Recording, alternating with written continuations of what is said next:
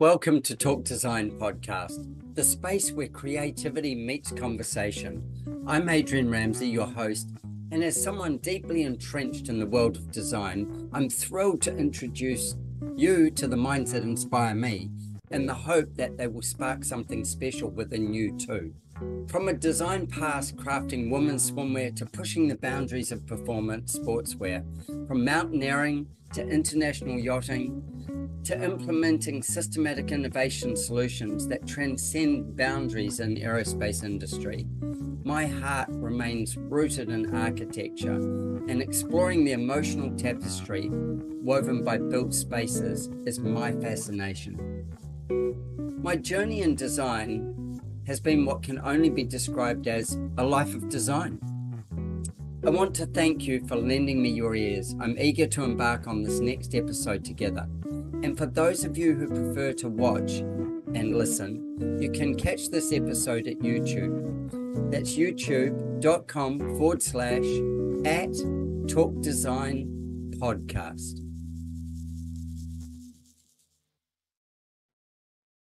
My guest on Talk Design today is Danielle Scandrett.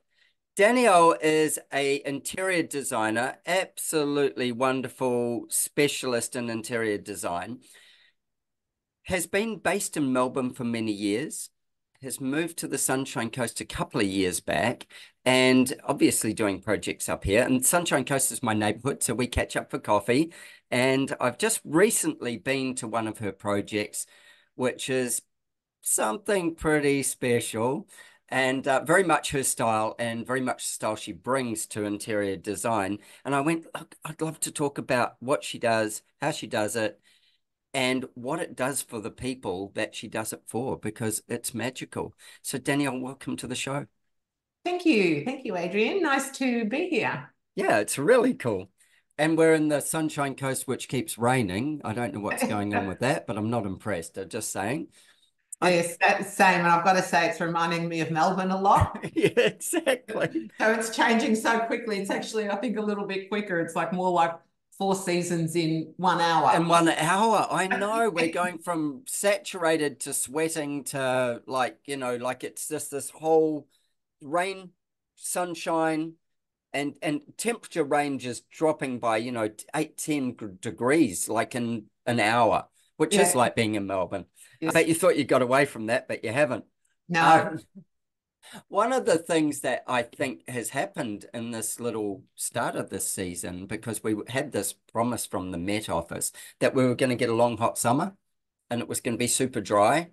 And with that, it didn't turn out that way. It turned out to be an incredibly wet summer when we're in the subtropics, so we expect it to be wet, but it's incredibly wet summer, and it's kept going on as a wet summer. And this has meant that people have spent way more time in their homes than they would have normally in our climate. Yes, and so their homes have had to perform again. They still are dealing with heat and, moisture and stuff like that, but their homes have had to really perform this season. And off the back of COVID, when everybody got locked in, not up here, but in Melbourne they did, but when everybody got locked in and the house or people's homes became, I suppose, a focus point of how they interacted and what happened and how they were in their home, because people were more house contained. Well, we've just had a summer of that as well. And it's interesting what that does to an industry of interior design as it happens. So I want to go over that when we're talking, but I want to jump back to at some point, there was this little girl who played with crayons and fabrics or whatever. How did you end up being an interior designer? What happened in your life journey that you chose this? Because you're a highly creative woman. You could have done a lot of cool things with that. You chose interiors. Well, I guess it's like most things in my life, like they sort of just come to me. And it's not something that I ever thought about as a career option. So I started out typically secretary for a few years, then I modeled for a few years. Then I was working in an advertising agency as account manager on some big retail accounts. Then I went off and I got married, had my son, pardon me. I was home for about 8 years, and then I decided that I would like to do a course in interior design. Now, I've always had a penchant for Yeah, right. decorating and design. And I remember as a little girl, my parents bought a house on a housing estate. And when we used to go and have a look at all of the houses that were being built and walking on the frames and Oh, cool. across Yep. the frames and going, oh, is this must be the kitchen, this must be that, this must be the living room, but never at that time putting one and one together and thinking any further than that. But always, loved decorating my room, loved sort of decorating the house. And that was about it. And so when I went to RMIT and I started formalizing my love of it, it was really lovely because it was that actually brought out that passion in me. Yeah. And it was like, finally, I had this outlet to do, what was innately always going to be my life's path. Yeah, wow. I love the fact that as a little kid, you went and explored, Yeah. like because you're having your home built. And, that wonderful thing of walking around, like you say, on the frames or on the slab, and you actually get, well, it always looks too small at that point. But Absolutely. you get that first thing and you're playing house almost. And I Mm. know when we draw a house and I go and do it, I love playing house at that point, going, oh Mm. yeah, so this will be this height, this will be this height, this will change here, this ceiling will do this. And that's now. But I also grew up in the situation where I would love to, anything that was being built, I wanted to see how and what. Mm. Like that was a fascination for me. Yes, it is. And it's that excitement of the possibility, Yeah. Yeah. where you just see a frame and then suddenly the little wheels will start turning in the head and you start thinking about all of the different possibilities and what the outcome could be if you went in Yeah. many directions, right?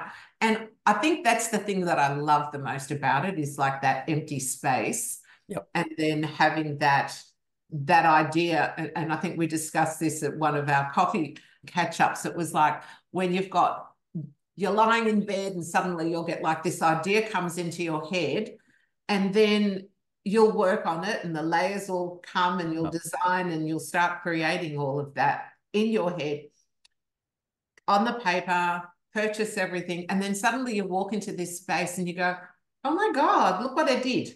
Yes.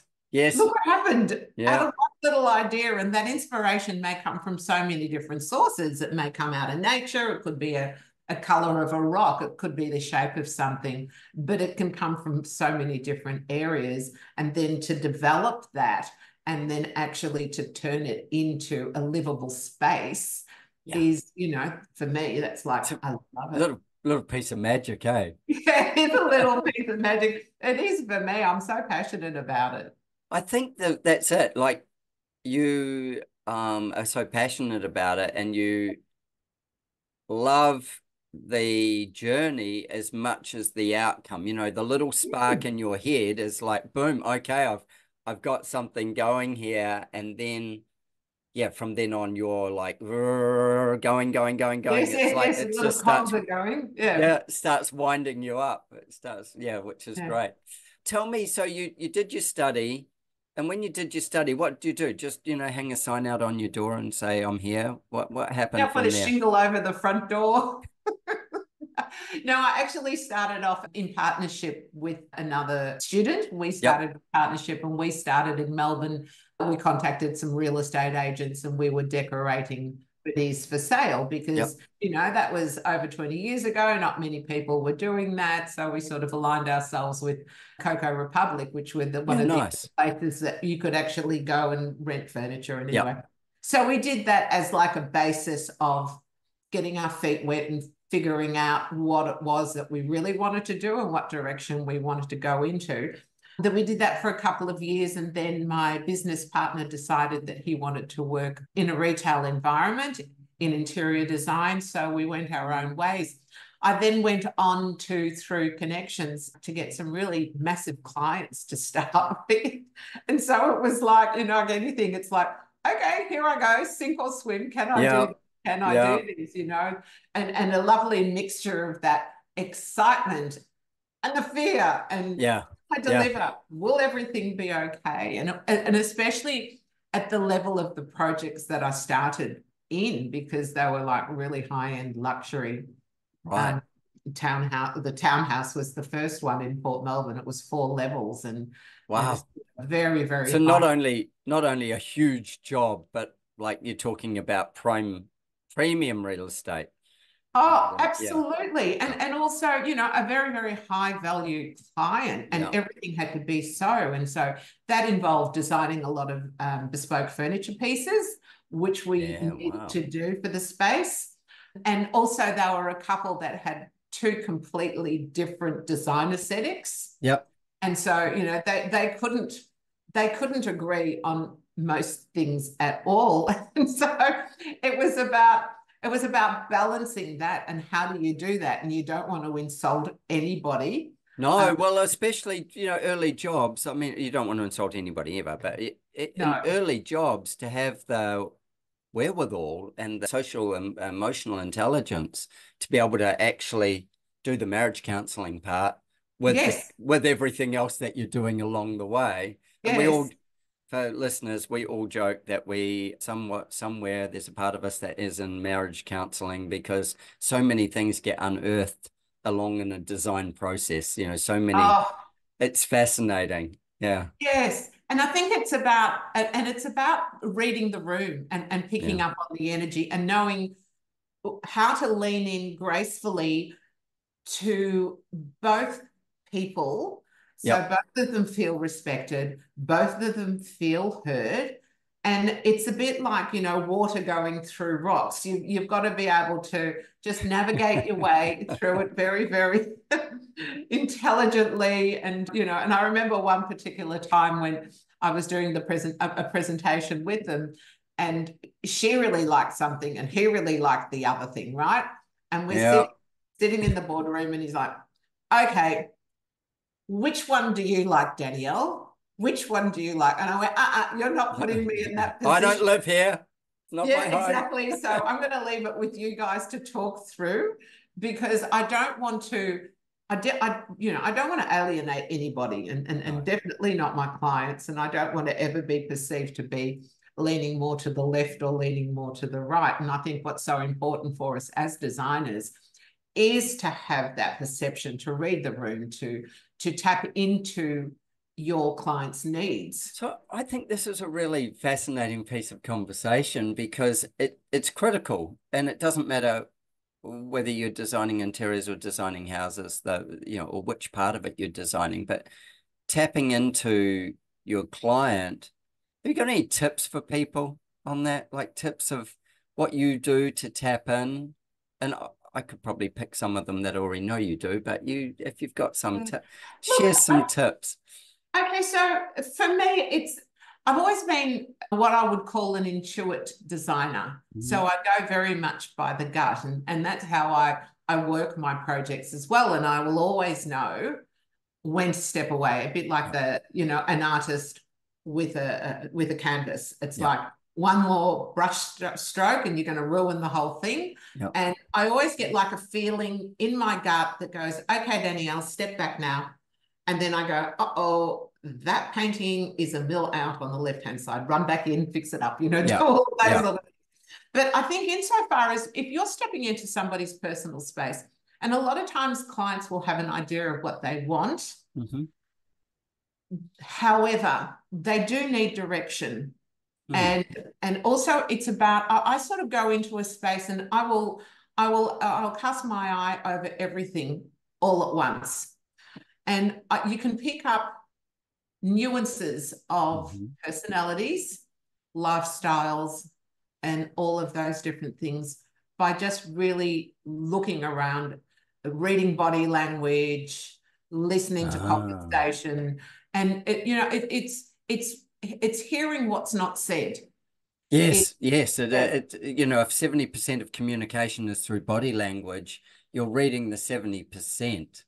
mm, And I term it as I term it like fishing. So you're looking for the right spot. You kind of find where you think it is, but then you've got to throw 50 different pieces of bait in the water with different size hooks to it's a see great which one gets analogy. caught, and Yeah. when something goes, oh, and their attention is taken by it, you go, what's that about?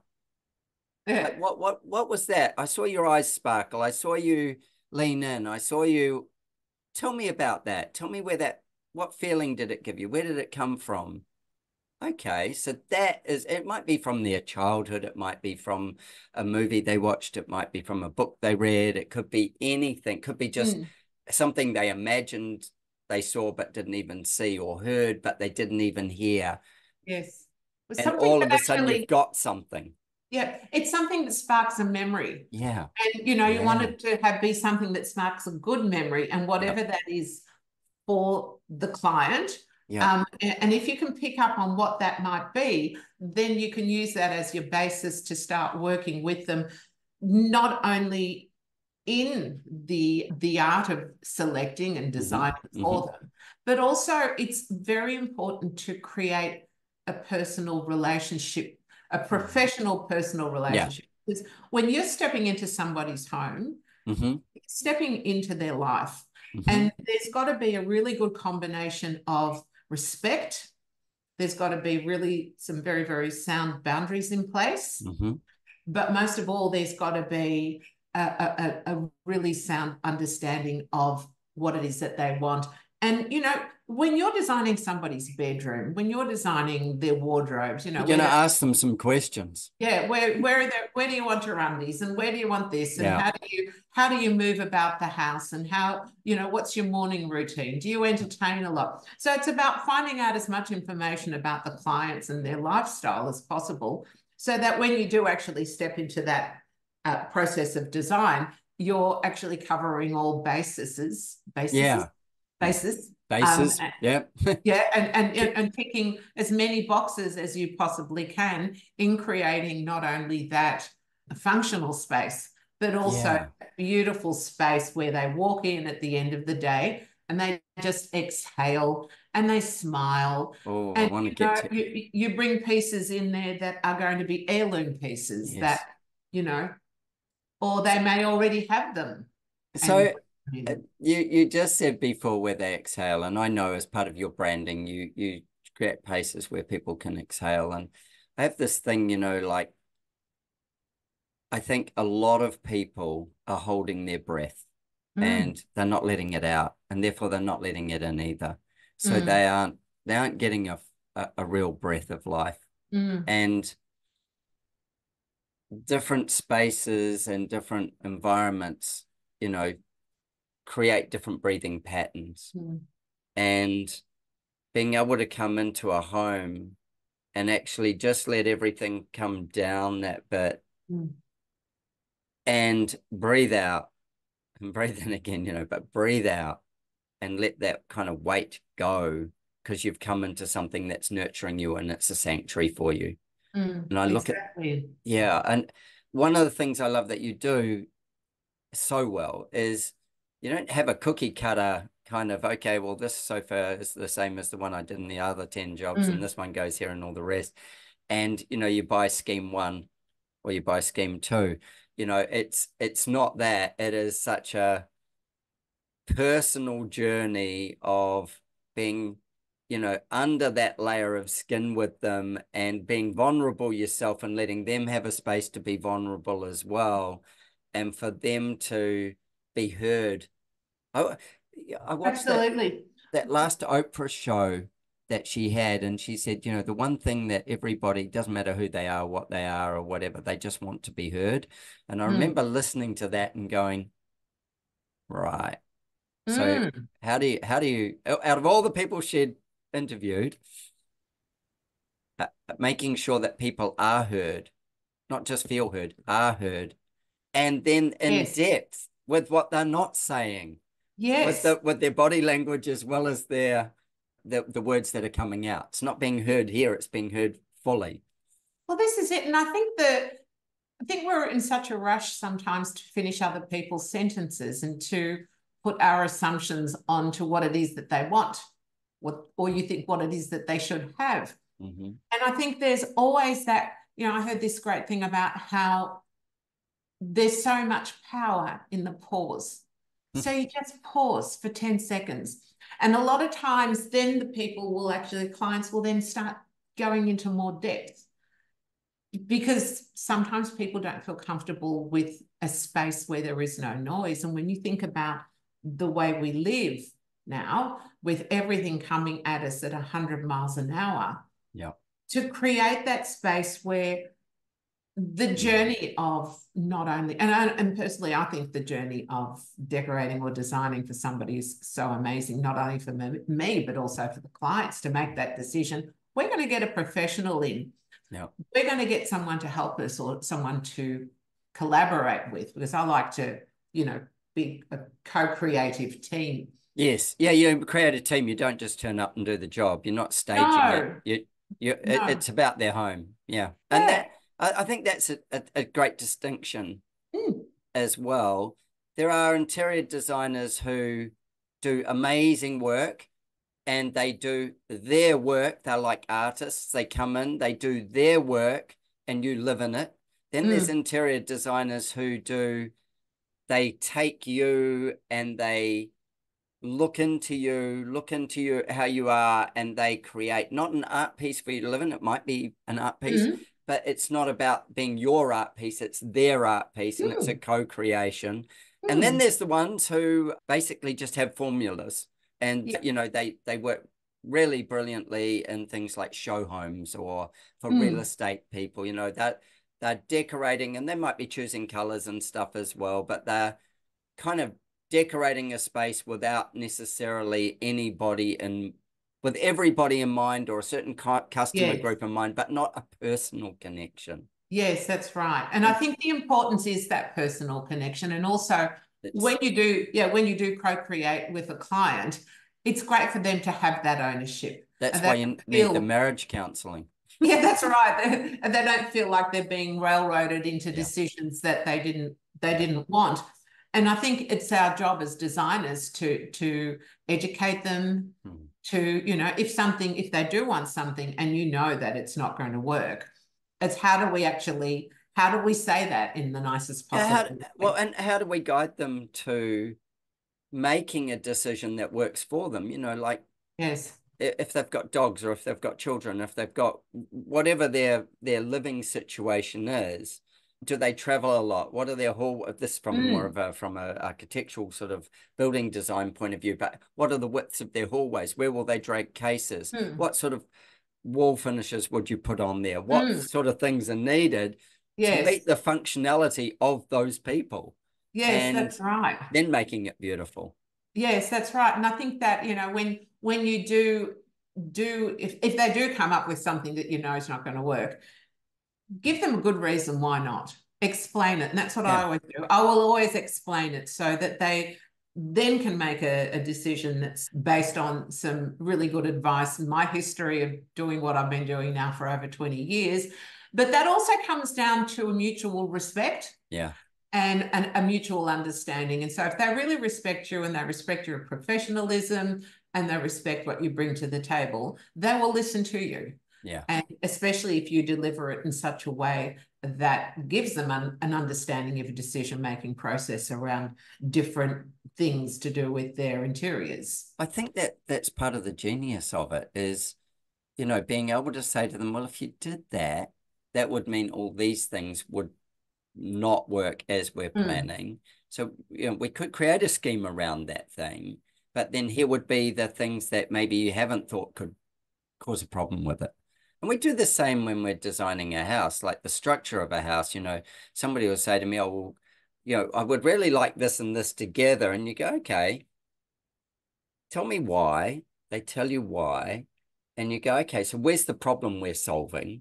And then from the problem we're solving, what are the solutions? And once we have the conversation, you suddenly find out, oh, the reason is, and it could be completely nothing that it doesn't work for somebody else, and it doesn't work because of 3 other factors. Well, we can negate those and either make it work or bring the other thing into a new space and it works as well. Yeah, that's it. I think of homes as being a journey.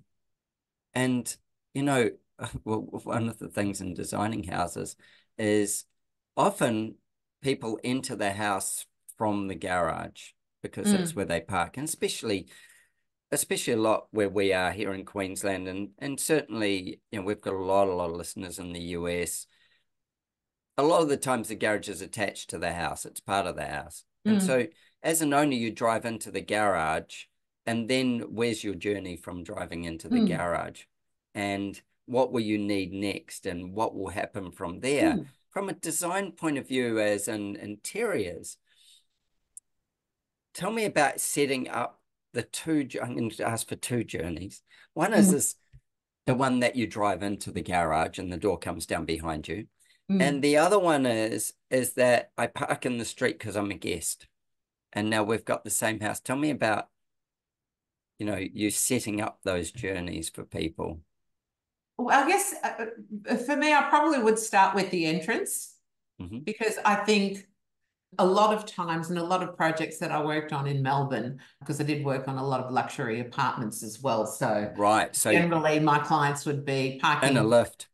Parking the car and going up into a lift, and then you have that, you know, you go into a lobby and you have the door. Yeah. And it's what happens behind that door. And it's about opening that door and going, oh my God, look at this. Yeah. And so for me, the entrance, and whether you're in an apartment or not, that main entrance where you're greeting your guests and bringing people into your family and your friends into your home, it should be a journey from the very start. So it should pique a little interest at the start. And you know, it could be like a beautiful wallpaper, beautiful mirror, or something that piques an interest.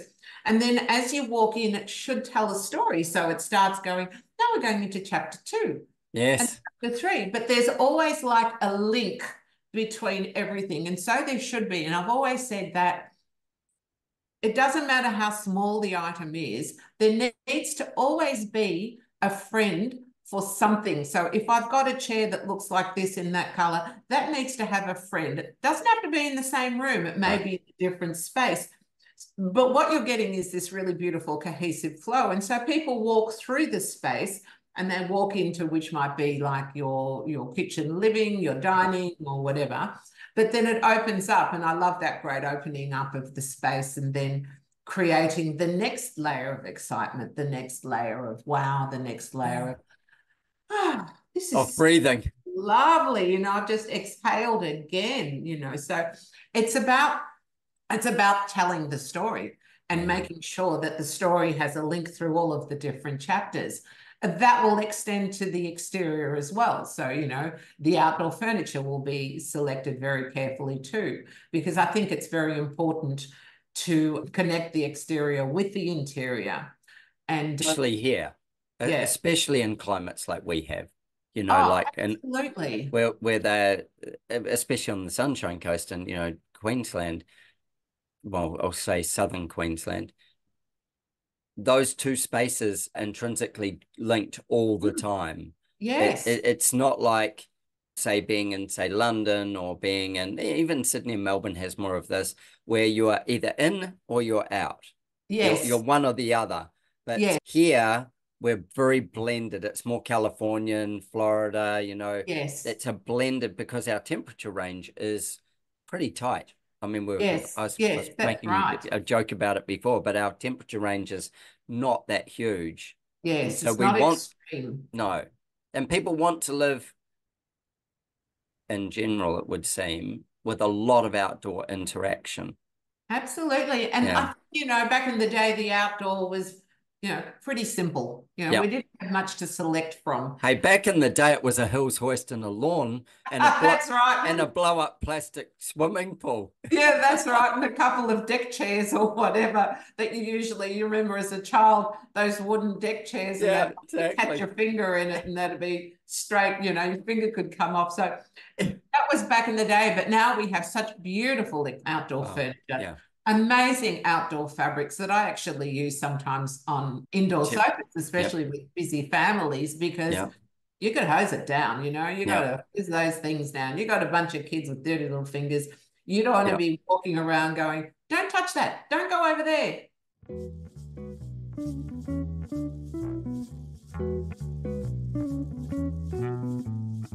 I'd like to thank Stetson Hats Australia for providing my amazing collection of open road Stetson hats. Since 1865, John B. Stetson has been crafting legendary headwear, adorning the heads of Western icons like Annie Oakley and George Custer. The open road hat debuted in 1937, beloved by artists, outlaws, presidents alike. Its timeless style fits the setting from city streets to open plains. Whether in the cab of a truck or my trusty Mini Cooper, the open road is all style. If you think hats aren't for you, you just haven't found the right one yet. Discover yours at stetsonaustralia.com or stetson.com if you're in the USA. Thanks, Stetson, for your support. Please share your Stetson moment by emailing me your photo to talkdesign@gmail.com. Let's celebrate the timeless allure of Stetson together. You know, for me, it's about that functionality, but also it's about the beauty and yes. Also, you know, creating those lovely spaces where you do exhale and all of those links. And I also think that a lot of times when I go into a home, I can get my inspiration from just looking outside because I want to bring that in. So there's a lovely flow between the exterior and the interior space.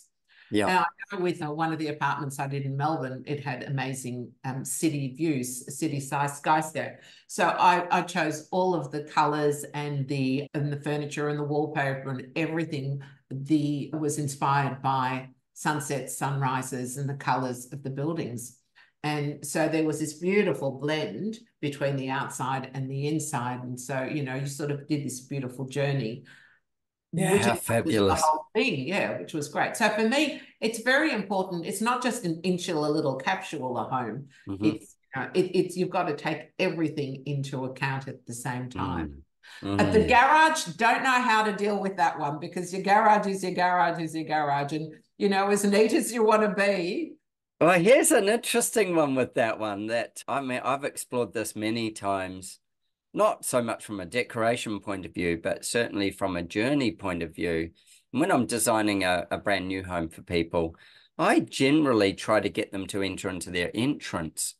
So I'll put the garage tight against the entrance, and I will have the door from the garage will actually take them into their entryway. But normally they're at 90 degrees to the main door, just by nature of how it works. Yes. And with that, I try to set them up with the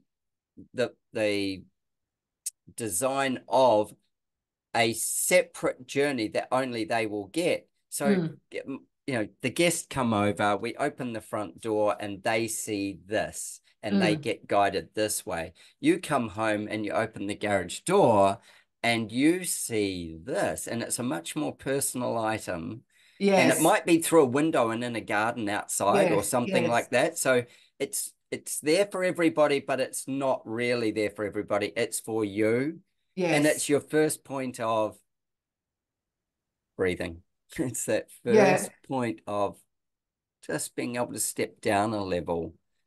And with that, I think you can create real magic. Often when the families have got, you know, kids and stuff like that, we're looking for a couple of things. One is a powder room, because you don't want to lose the kids back into the house every time somebody wants to pee before they get in the car. Or when you come home, you need to pee as well, and you go, I've got a car full of stuff. I just need to go to the toilet. Let me out of the car. That's very functional, Adrian. I like the way you're thinking, because it's so true, isn't it? It is. And, you know, for most part, and this is probably a little sexist, but I'm going to shoot it anyway. Men carry a set of keys in their pocket at the most. Women carry at least one bag, and then it's everything else they're trying to wrangle along the way. Yes, they usually come home with things in their hands, you know, whether it's shopping of some sort or groceries or just whatever it is. They usually, in most relationships, and certainly not all, but most of the ones I've worked in, there is one part of the couple, whether they, you know, male, female, whatever, that does one set of functions. Yes. And the other one does another set of functions. And so they both have different journeys. when busy mums, you know, they might have 2 or 3 kids, they pick all the kids up from school.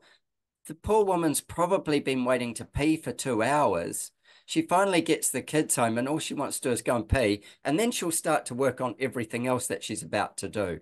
Yeah. And that is very sexist in the sense of the positioning of male, female, but I see it happen lots. So I go, how do we do that? If we're going to have a mud room kind of set up, how do we do that? How do we get all those school bags and stuff wrangled into the right spots? How do we then transition from that? Because the journey really needs to start once that part's done. So we want to make that part a journey of ease and function and still beauty, but then we need them to be able to go, okay, well, I've caught my breath. Now I'm home. That's right. Then it starts to become magic, you know, then all the magic starts to layer in. And that's where the function comes in, isn't it? When designing a function, that's where it's like, as soon as I walk in the door, I need somewhere to put my bags. 100%. Hang my coat, put my keys, run to the toilet, if that's what I need to do, right? Wrangle the kids, but you need somewhere to put things down. I always have the laugh. That. Yeah, exactly. You need this organizational systems that work for you. Absolutely. I always have a laugh at, you know, men when I tell them this story. So I'll do that little story with a male and a female, and they kind of roll their eyes a bit, men do with it. And I go, well, I'll give you the opposite. So you've got the kids and you're all going to go somewhere, and it's a timeline. There's a timeline on getting there. And you are in the house and you go to the car and Johnny is missing. Or Johnny you get in the car and you start it up, you start to back out of the garage, and Johnny goes, I need to go to the toilet. And it's like, oh my God, we were leaving. If that kid can get deep into the house, into a toilet, you'll probably find them on a PlayStation when you go hunting for them. Yeah, exactly. On or the way in the back, fridge. Yeah. Or in the fridge. Exactly, yes. So I go, another function of it is, yep, has everybody been to the toilet? Yep, great, get in the car. And if anybody says no, go now, quick, go, get in the car. Here we go. Keep it tight. Yeah, just so that it operates. But then creating those functional spaces with beauty, I think is magical. Yeah, and that's what's really important, because, you know, we do now have so many options. Yeah. And I think this is there's many benefits of actually employing a professional. But one of the main benefits, I think, is the fact that we know all the different options that are around that generally people wouldn't know unless they were in the industry. Yeah. So we do have extremely durable and beautiful fabrics. We have amazing wallpapers that are vinyl based that can be used in wet areas. They're as sturdy as hell. Yeah. And there's no reason why you can't have that beauty and function at the same time. Yeah. And so because we are informed, and because that's what we do for a living, and that's our jam, basically, we know where to get that. We know the latest over here. We know, you know, all of those. And we also get a range of clients that force us to think differently at each occasion. Absolutely. And that, you know, like if it was the first time you've ever done something, how well will you do it?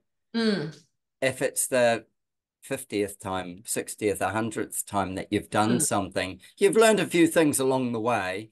Yes. And the ease of understanding people and moving through the process becomes so much stronger, and you stop people from, I say people, you stop mistakes from happening.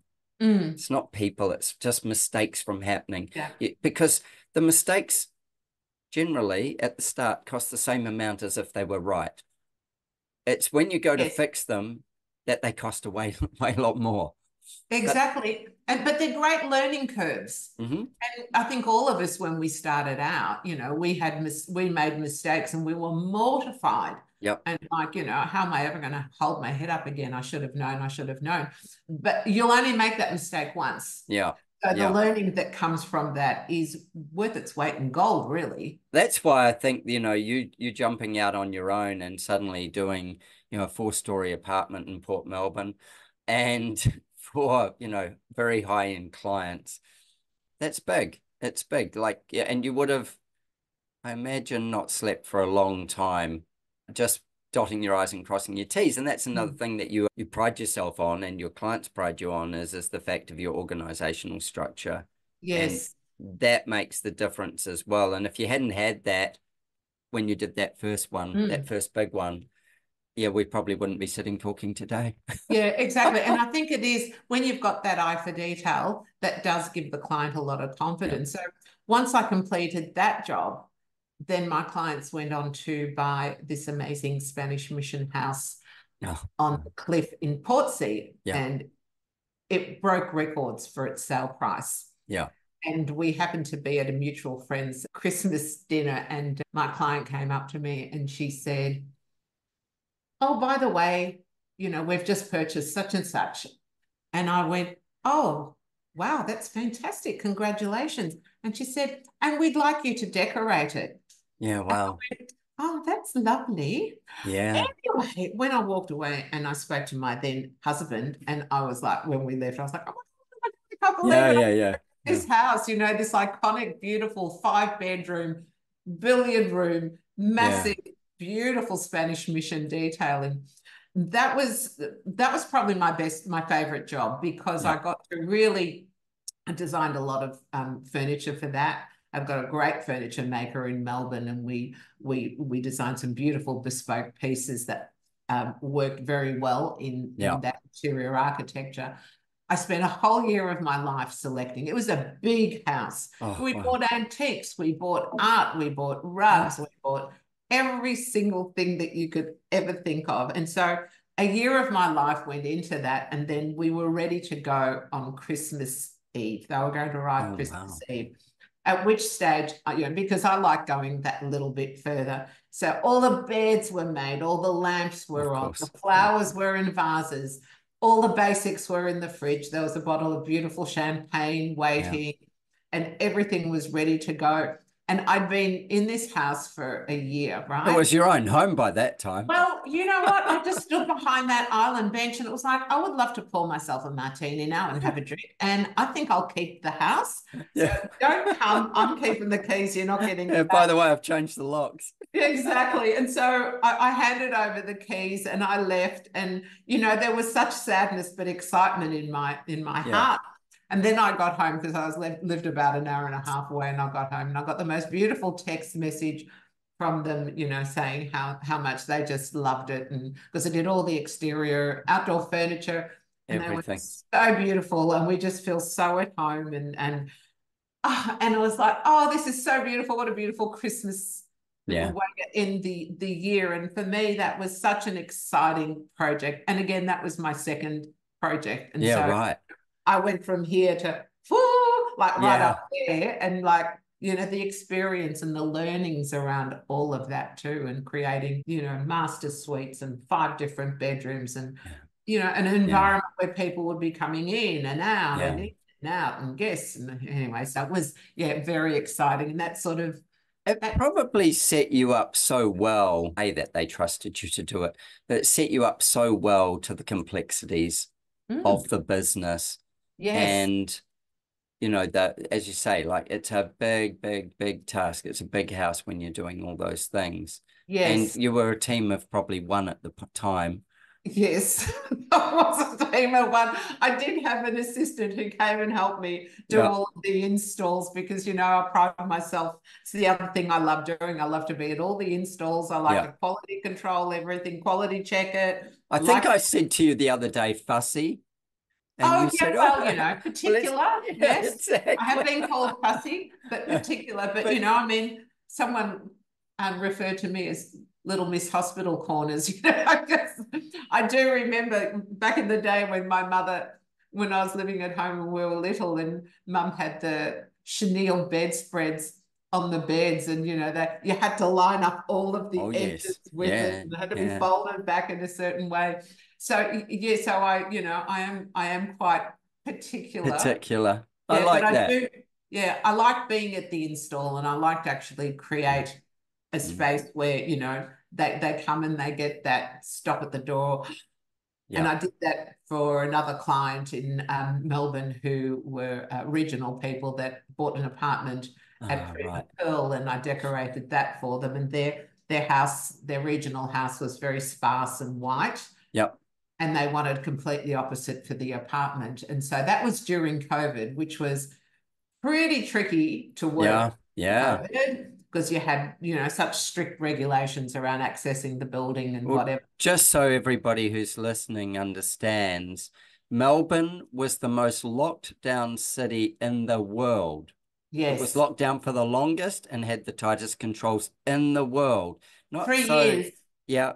And they're still dealing with the mental health fallout and everything else of those decisions. And whether they're right or wrong, it's not mine to judge.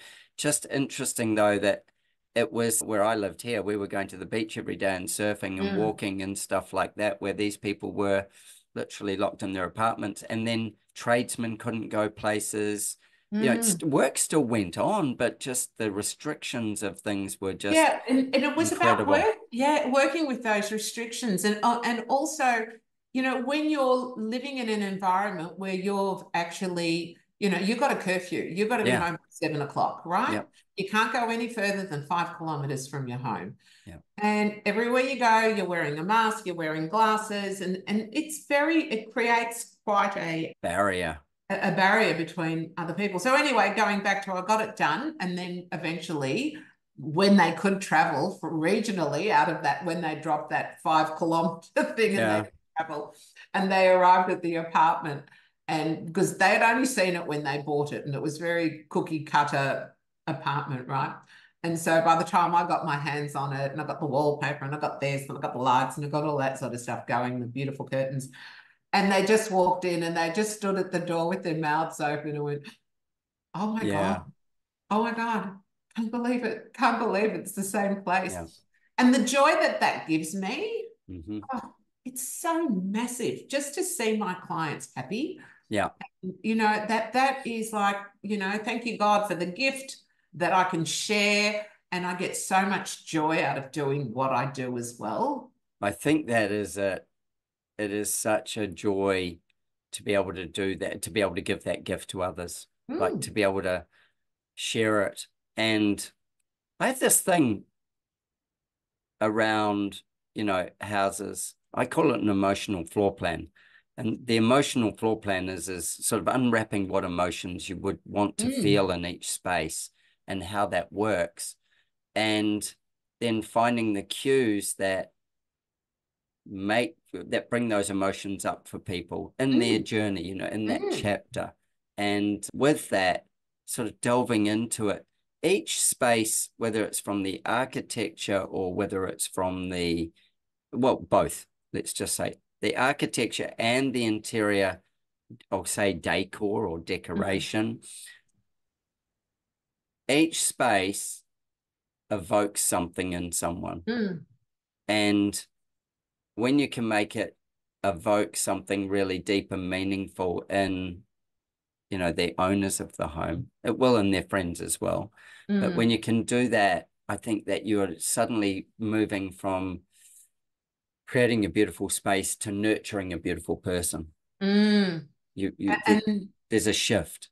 Yeah, and I think that's, for me, that's my main driver too, because I look at things in a very holistic way, Yeah, I know you're a holistic type person, you're a Pilates girl, and the beach and everything else about your lifestyle is very much conscious. The breathing, it's very conscious. It's a chosen mindfulness.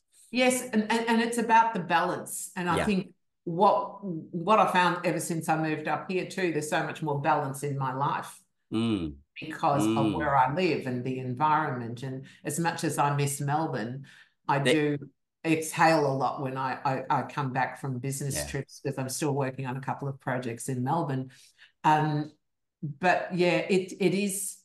And I think because we are living so fast paced, we do need to exhale more, and we need to take that time out. And we need to do it in a house or an apartment or wherever it is that you live that basically cocoons you. You want to get in there and you want to feel like you're in a cocoon. You're safe. You're protected and safe. and luxurious and fabulous, and have your friends over and not worry about kids sitting on the sofa with a wet bum. You know, you want well, that's functionality. Queensland as well, because they get out of the pool Yeah. with a wet bum and they're sitting on your sofa. Yeah, that's right. That's where those outdoor fabrics come in very, very as well, 100%. right? They're very good. So if you were to parallel, I mean, you've done projects here on the coast and you've done projects in Melbourne, way more in Melbourne. If you were to parallel the difference in people's needs, because we've got quite different climatic things. Melbourne, very hot, very cold. When I say very cold, it's not going to snow, but it might as well. And here, you know, like cold's not that cold and hot isn't that hot. It's not as hot as Melbourne gets. So if you were to parallel those two environments and the type of people, so like you said, you came from Melbourne to here, and in coming from one to the other, it shifted your lifestyle because of A, size, and B, availability of things. And you certainly gave up other things in it, like within the way of different arts and culture and the depth of that. When you're working with clients up here, how are they different? And often your clients up here probably come from those cities. Yes, and that is my ideal client. It will be a southerner. Yeah. It will be somebody who's lived the coast. You know, a lot of times the drivers that's driven a lot of people from Melbourne is that lockdown that we had. And I must say that's another reason I came up, apart from the fact that my son had moved up as well. Yes. And so I thought, you know, I've got to get out and I've just got to go and heal. And I've got to change my life and find a different environment to do it in. And as always happens with me, you know, I didn't find the house found me, like my apartment. So I'm that goes back to my releasing and letting go and trusting that whatever you need is going to come to you anyway. Yeah. You've got to have some input at the same time. Oh, it's I've got this fabulous friend and she calls it manifest action. So not just sitting waiting for it, but taking action towards it. Absolutely. And I like that. Absolutely. Yeah. And you know, but at the same time, what I find, and I believe my clients like as well, they do want to have more of a relaxed luxe. So, you know, they may not want white on white on white with a lot of straw baskets and raw timber pieces and things. And they may not want Hamptons as well. And there's a place for both of those. There's a place for everything, because that's about personal taste. Build, the budget, all those sort of things. So my clients like it to have that little touch of sophistication and that really relaxed luxe. And I think coming from that environment, you do want to adapt to where you are, and you should climatically anyway, of course, adapt to where you are. But there's no reason why you can't blend the two. And so I've found that I've been successfully able to blend the two things together. And, you know, again, it's about balance, it's about what I spoke about earlier on, about when to take that paintbrush off the canvas. And how far can I push it, the push-pull. It's that sort of thing. And it's like when to walk away. And that little thing that you can put in. I think that, you know, as like looking at your projects, there's a real sense of sophistication in them, and there's a level of layering. And I mean, I'm sure you've traveled to America enough times and seen, you know, their houses are very dressed, like they're very dressed, and there are multiple layers, and there is an abundance of that in a lot of their houses, especially better end homes. And in that, the southern states do more dressing than these northern states in Australia as well.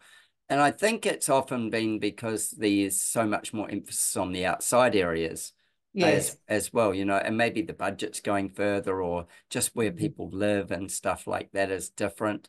And I think that level of sophistication you bring with that, just little layerings, and it's just like, it's not only skin deep, you know, it's like beauty. It's right through. And I think that's a piece of genius that not every designer here has the ability to do, because they haven't worked and done it previously. Yes. Maybe they've just worked in this environment and they haven't been asked to be at that next level Yes. down. Yeah. I think Yeah. it's about finding how to do it, and insofar as, what sort of inspires me with the project. Yes. For me, being in nature, texture, it's all about texture for me. And Yeah. you can bring that texture in with some beautiful wallpapers that may just have that little Yeah. striae of gold or bronze through it that Just a might, little hint. yeah, that little hint that might talk of that sunset or that sunrise. Bring back those colors into your flooring, into your finishes and all of Yeah. that. And then suddenly you've got this beautiful, sophisticated, barefoot chic Yes. environment that you could Yes. float around the place in your Camilla caftan if that's your like. If that's your jam. Yeah, If that's your jam, 100%. exactly, with a Yeah. cigarette holder in one hand and a martini in the other. Martini in the other. Maybe not quite, not quite that much. Palm Springs, Yeah, 1953. Yeah. exactly. Exactly. I thought we should do a big shout out to Shelley Boyd, because Shelley Boyd from Boyd Blue's a fabulous supplier in Oh, I Australia. love that supplier. And Shelley's Yeah. a dear friend of mine. She introduced us. I was about to say, Shelley introduced us, and Shelley's on the podcast for those of you who want to understand Shelley Boyd. And she's a supplier she's a beautiful curated eye. And, anybody Shelley introduces me to actually has this depth of thinking like you're talking about. They have this ability to drop down in, and she's a fabulous person. If you don't know her stuff, go and have a look. If you're in Australia, by all means. Yeah. And she works with some amazing brands around the world, as well as what she develops herself.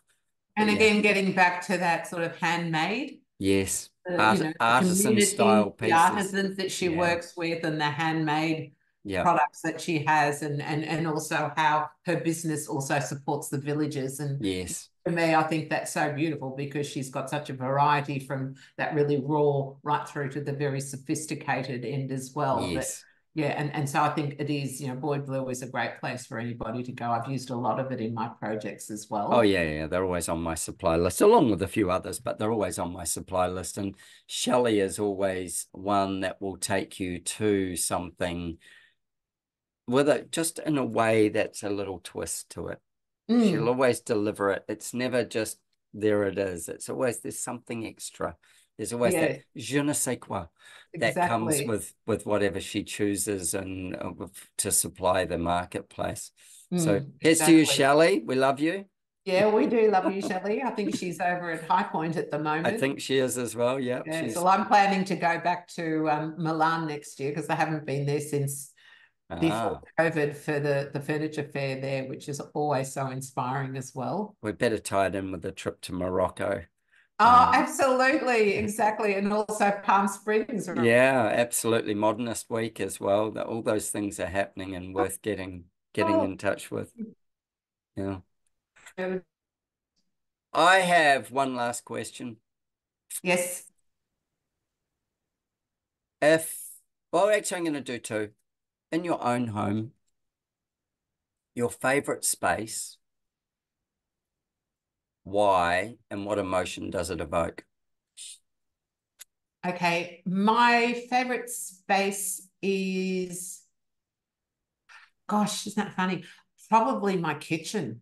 Yeah. Because where I am in my kitchen, because it's all open plan, and I see my dining area and I see my living area and I see all of these amazing views. I also love entertaining. So anything with a kitchen bench in front of me, I'm really, really happy about that, because it evokes sharing and family and friends. And there's my dog going off. That is my favorite space. Okay. And what emotion does it evoke? Happiness. Happiness. Ooh. Happiness and home. Cool. And when Danielle is happy, what does that mean she becomes and does? Extra nurturing. I love spoiling the people I love. Yeah, I'm always happiest when I'm looking after my family and friends, and creating a space where people can meet each other and get to know each other, and especially being, fairly new to the state, and making new connections and new friendship groups. And I've got a new friend coming over for dinner tonight as well, so doing all of those sort of things. Yeah, it's really lovely. I love it. I love it. I think this is, like the seeds of an emotional floor plan, and then we get into what makes it from there.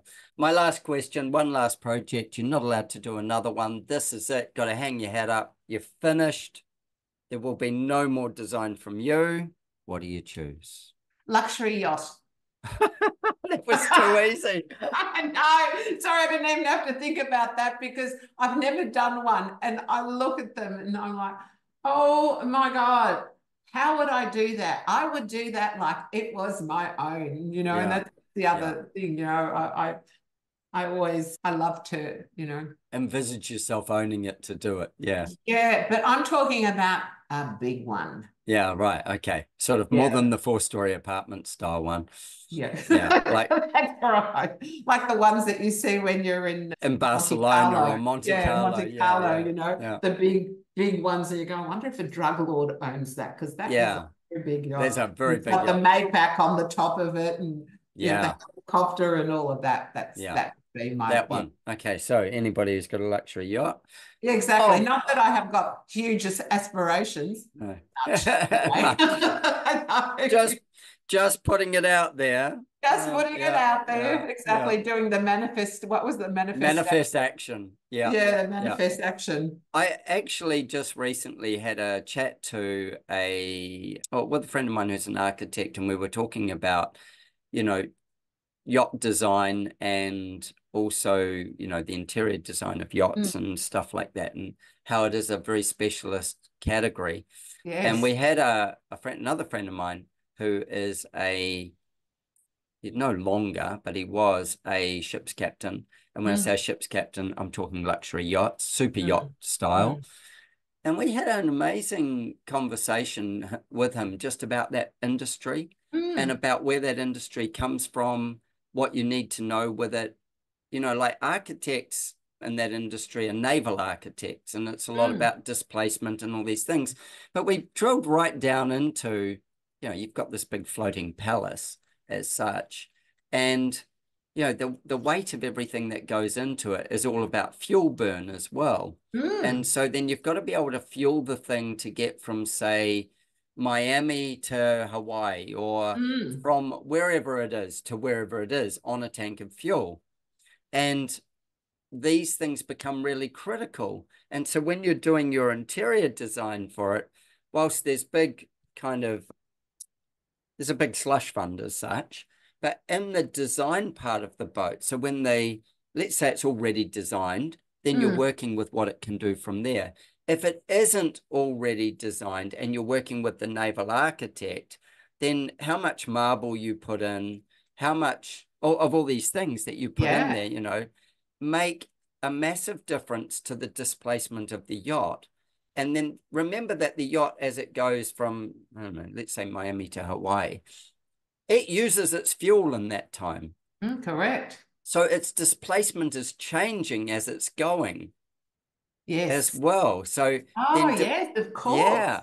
So it was the most, I've got a Zoom of it, probably about 3 hours just talking through what it takes to know and understand from the naval architect's point of view, from the interior's point of view. Because yes, you can decorate it with like for like if it's already done, or there'll be certain calculations that you can work to, but otherwise it's like a whole nother level of you're designing things in. It's like when you say, well, I want a stone wall inside this house, and you go, well, how thick will the stone be? Oh, well, the stone will be 40 mil, say, or an average of 50 mil. Okay, what board will we need to carry that?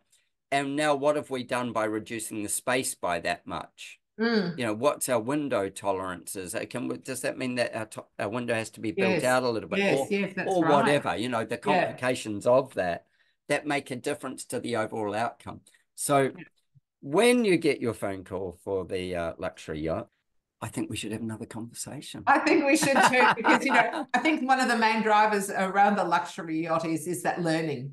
Yes. The learning about it. I love the idea of the learning. Yeah. Now, I'll do it. And it was a bit like when I first started and I got that first big townhouse, right? It's like, okay, Here we go. Got it. How am I going to do it? Yeah.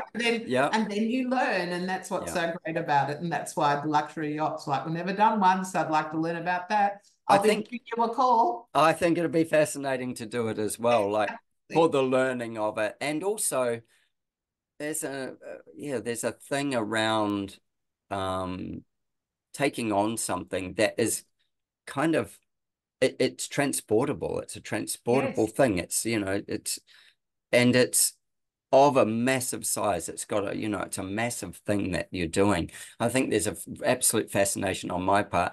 I would love to do a luxury yacht that was under sail as opposed to motor. Oh, so putting another spin onto it. Yeah. You are a brave man, aren't you? Yeah. I would love to do a J class or something like that, which is a really, really big yacht. And then it's got all the weight considerations, but it's not going to change its fuel load particularly. It will still carry fuel, obviously. Yeah, but you're going to have everything listing to the right. You said it. Yeah. To the left. Yeah. And how we're going to secure it all. And have you ever seen the whiskey bottle by Johnny Walker called Swing? No. SWING. So for listeners, if you look up Johnny Walker Swing, I'll be doing it too. Yeah. It's a bottle that is designed for being on a under sailboat. Oh, of course it would be, wouldn't it? Yeah. And it's got a really heavily weighted glass bottom on it, and it's rounded like a bit of a decanter. And the bottle, for those when you watch this on YouTube, the bottle will flip from side to side without tipping over. Right. So it won't actually tip over, but that's Johnny Walker did, this whiskey. It's a particular whiskey in the particular bottle called Swing. I would assume it's a very expensive particular whiskey. It's up there, but it's not. There's way crazier ones. Right, okay, all right. Yeah, and it's a nice whiskey as well. So yeah. Good. Very, very good. So Danielle, we will manifest action a yacht for you. Yes, we will. Yeah. And I'll be giving you a call, and you can come on the journey with me. Ideally, we'd be doing it in Los Angeles, I feel, or, on the east coast of America. Do that. I'll be happy to do it here too. Yeah, I'll be happy to do it anywhere, really. Yeah. Anyway, yeah. Wonderful, wonderful answer. Thank you so much for your time, and thank you so much for your sharing. I think that there's so many gems in there, and when people are looking for a designer, I think you gave them a really good idea of where it comes from you. Oh, thank you, Adrian. And the depth of thinking, and it's about their journey and about their chapters of their life, and how you can help them narrate the book or edit the book or edit. It's a bit like, take my hand, let's walk together for a little while, and at the end of the day, you might get your key back. Or I might just keep it. Yeah. Exactly. Hey, thanks. You go and have a wonderful day. Yes, you too. We will talk soon and drink either wine or coffee sooner. I think we did coffee. I think wine's next. Wine's next. Exactly. Okay, have a great day. Thank you, Adrian. Bye. Cheers, hon. Take care. Bye. Bye.